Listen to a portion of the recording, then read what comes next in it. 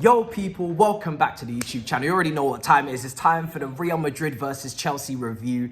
I have had such mixed emotion in that match. I don't even know how to even compartmentalize what is going on, because at the end of the day, I'm so proud of this team. The performance that they put in is ridiculous. Like, it was absolutely unbelievable from start to finish. I didn't give us a prayer. I didn't give us a hope. I was like going into this game thinking, we're not really going to do the business. We don't really stand a massive chance. We've left ourselves too much to do. And Chelsea, especially in the 90 minutes, just decided to come with this onslaught of attacking football.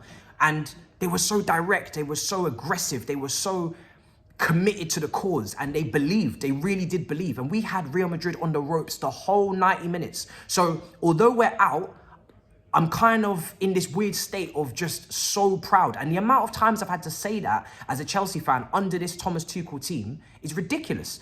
It's very rare that this team really let us down as fans, really let us down in terms of a performance or in terms of not trying. Yes, technically sometimes they're not up to it. Yes, sometimes they're not able to go through the stint of the title race because some injuries or just the players coming in the depth are not as good as we think they are. There's some players we want to leave. But in terms of actually caring and giving it for the manager, giving commitment to the cause, they always do it. And that is what makes Tuchel stand out differently to all the other managers.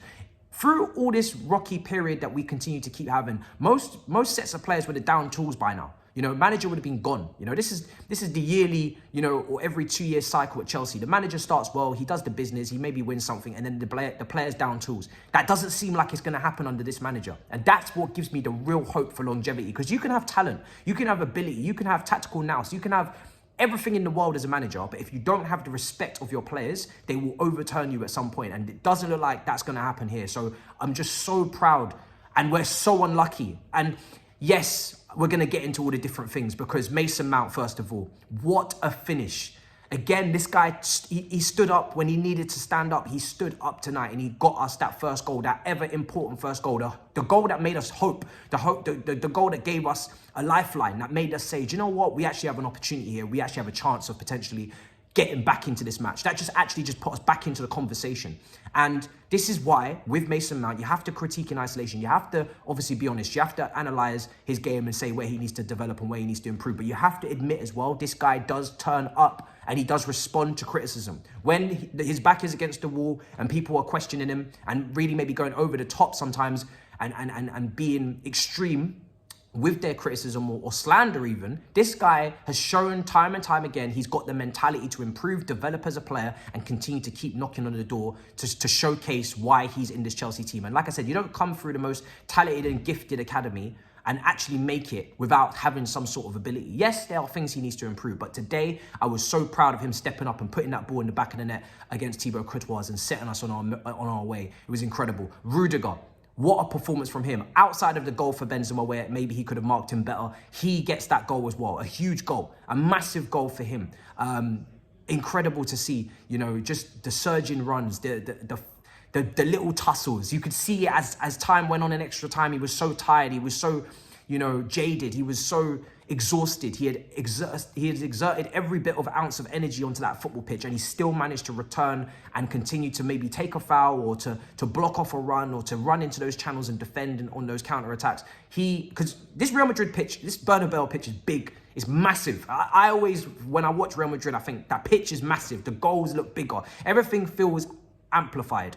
And the fact that we were able to come here knowing that we needed to express ourselves, knowing that we needed to come forward and score goals and be attacking and still be involved in the game and not get slaughtered completely, on counters is incredible. So massive hats off to him. Listen, with the team as well, we have to circle back to the team as we continue to talk about this. I was shocked to see a 4-3-3 and to see Ruben Loftus-Cheek and Courtois and Kante as the partnership and connection. I wasn't expecting it. When I first saw the team, I thought Ruben was playing at wing back. But Tuchel, he got it right. He went aggressive. He went very attacking. We don't really like to see Alonso at left back, but today it was okay because he got the goal. Now, this is where the controversy comes in.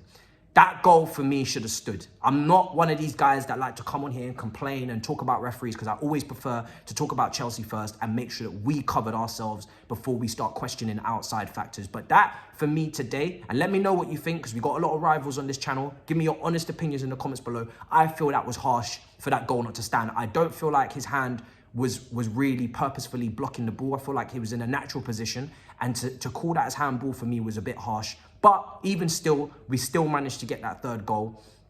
And again, that was when I really started to dream, because we're 3-0 up now. You know, we've put everything into this game. We have exuded so much energy, so much fight, determination, quality as well. Timo Werner today was different. I was questioning, is that the same player that we're seeing skipping past with composure, players taking his time, not rushing shots? It was an incredible composed goal that he scored to back off, to follow on from Southampton. Listen, my overall opinion is not going to change just like that. I'm not going to be a reactionary fan who says, oh my God, Timo Werner's back. But he stood up in a big moment here today and he put in a serious shift and he showed quality. He showed quality against Southampton, but I said, you know what, that's Hasenhüttl tax. He scored 5 out of his 9 Premier League goals against Southampton. They play a high line. They don't really change their tactics. They're a bit naive and it's more Bundesliga baked and ready for him to go. But today, on a big stage at the Bernabeu, he started. I wasn't sure if that was the right way to go, because obviously I said in my preview, Pulisic, I'm leaning towards him because obviously we know he's also stepped up in big moments. But fair play to Timo Werner today. Put a serious shift in and enabled us to be on and off the ball very aggressive. He was aggressive on the ball. He showed technical ability today. Great finish, great composure to skip past players, and also to help us regain the possession. Counter press was much better today. We were getting closer to players. But the goals that we conceded, listen, it's never going to be perfect when you come to the Bernabeu. I always thought we was going to concede. But Benzema, my biggest worry in this game was, will we keep Benzema quiet? I thought we were actually going to get it done, but we never did because he got the goal. But the assist from Modric is absolutely world class for the Rodrigo goal. I know I'm not doing this in order, but my head's absolutely discombobulated and dysfunctional right now. I'm all over the shop. I am so emotionally drained after that performance and that game. And I am gutted that we're out, but going back to back is so difficult. It's a different feeling going out this way. Now that we've actually covered ourselves in respect and not what we saw in the first game. Now we've actually given people a reason to say, do you know what, Chelsea, damn, what a performance. I can now walk out and say, do you know what, we didn't get through. We were unlucky in some respects. We gave ourselves too much to do. The first leg was so poor, but at least we actually fought back and showed fight and showed determination, showed the necessary quality on the football. We showed the quality that we can go toe-to-toe with these teams, and we did that tonight. So I'm so proud of the team.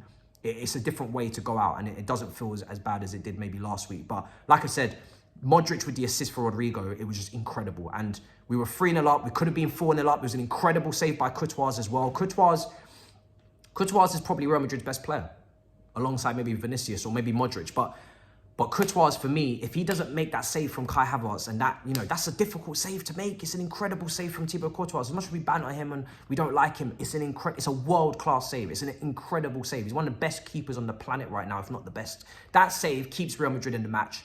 That save from Kai Havertz, if that goes in, we're through. We're 4-0 up. We've done the unthinkable. We've turned this game around and we're through. And it was incredible. We also missed a few other chances and there was a few other saves. And it's mad to think that we even put ourselves in this position. I'm still so shocked by the team and what they put together today. But like I said, the assist from Modric to Rodrigo, the outside of the right boot is just world class. And that's the second time Modric has punished us with a ball from outside the box into one of the strikers. Did it for Benzema in the first leg, and he does it tonight. You can't afford to give Modric any time and space on the football pitch, because if you give him time to pick his head up, he has the ability to just destroy you and your defensive line, and he will go down as one of the best midfielders to ever grace the game. I'm still salty with Daniel Levy for not allowing him to join us when we inquired and when he wanted to join us back when he was at Tottenham. This midfielder right here, I know, listen, Iniesta, one of the GOATs, Xavi, all these other, but when it comes to La Liga, we have to talk about Luka Modric. This guy at 36 is absolutely unbelievable. And he, after Benzema, is maybe just as critical, because you saw what he did to PSG in the second leg, dribbling, amazing runs. He showed energy and extra time at his age to still continue to keep going and to continue to keep showing his class, even in extra time at his age. It's absolutely phenomenal. In the workroom, in the engine room of the team in midfield, it's astonishing. And obviously their second goal, listen, we were stretched and Vinicius down that left-hand side. When I saw the amount of space he had, I thought to myself, listen, He's done brilliantly in the first leg to set up Benzema for a header, and he does it again. And Benzema, who we kept quiet all night, we did so well to keep him quiet. Tactically, we got it spot on. Tuchel got it spot on. He scores, and you don't have to give Benzema many opportunities. And this is what my concern was with Chelsea, is that, listen, I actually always thought that we would perform better, we would make a good account of ourselves, but I felt like we gave ourselves just a bit too much to do because Benzema usually will turn up for you in a big game. But listen, we can be feeling hard done by with the referee 100% because I do feel like that goal should have stood. But outside of that, we had chances. Pulisic right before full time, hooks over the bar. It's a half chance, but it's there. It's an opportunity. Jorginho, when he comes on left foot, kind of scuffs the shot. You know, there's a few other opportunities in extra time as well. There's so many moments you can go back and, as a Chelsea fan, you could just be so stressed and you could say to yourself, oh, if we only did this and if we only did that and if we only did this. But my advice to any Chelsea fan watching this, be so proud. Be so proud. Everybody said we had no chance, not a prayer. Even I didn't have any confidence going into this game. I said we have a very finite chance of getting through. I thought, listen, the best we can do is have a good performance and maybe get a draw and just at least make it respectable. We were taking slander all week. Last week, Brentford, Real Madrid batterings, but this week, the Southampton performance and Real Madrid, we have shown why we are a top team. We respond. You can question our longevity over a whole season. You can question the depth, the quality. You can question all these things, but you cannot say that Chelsea are not a top team because every time we come up against top teams, if we don't do well the first time, we respond. And when we play these top teams, our record under Tuchel against these top teams, against the Man Cities overall from this season to last season, against the Liverpools, we played them this season, 3 draws in normal time, Real Madrid now tonight. When we play the top teams, we showcase why we are up there. We just don't have all the pieces of the puzzle for the course of the whole season. But in one-off games, we've shown what we can do. We just need to back this manager to the high heavens. We need to get rid of the deadwood, even though they have some of them stood up to be counted for in the last 2 games. It's not going to change years and years. And we need to make sure that we absolutely get from top to bottom, whoever this new ownership is, get it right, structure everything correctly, and we'll be right up there, hopefully for longer periods of time. But I'm so proud of the boys, man. I really am. I was going through all the emotions in that game. And when we went 3-0 up, I actually genuinely, that was the first time I thought we could actually do this. And then unfortunately that didn't last very long because Rodrigo got the goal back. But yeah, listen, it would have been great for it to go to penalties. You know, I was sitting with a Real Madrid fan here, Raul, on DR Sports, and he was worried, you know. He was very worried in parts of that game. When we went 3-0 up, he was shitting it. So we've really caused some stress. And like I said, listen, we're the holders before this game. Obviously, we won't be now. To win the Champions League back-to-back, guys, it's not normal. It's only one team has done that in the Champions League, and that's Real Madrid. So we can't be too disheartened. And listen, we'll be back next year. And that's, to be able to say that we're competing and that we're up here, because there's times in the past where Chelsea were getting slapped up to Bayern and we were never really competing. We're here competing. We're getting to the latter stages. We can feel a little bit hard done by, but we've given a great account of ourselves today. And we'll be back next year, and we know that. So we just need to correct a few wrongs and right a few wrongs from the transfer window last summer. You know, give this squad some injection of extra quality, but tactically, and just the whole environment of what we've built as a squad, as a unity. Damn, if that's the basis of what we've done in 1 year, just over a year under Tuchel, then that's incredible. So listen, smash up the icons. I think in terms of giving our man the match, I don't really know who to give it to because I just thought everybody was superb today. And yeah, listen, smash up the icons. Let me know what you thought in the comments below. In a bit, people. Peace. What a performance. What a mad match. Incredible.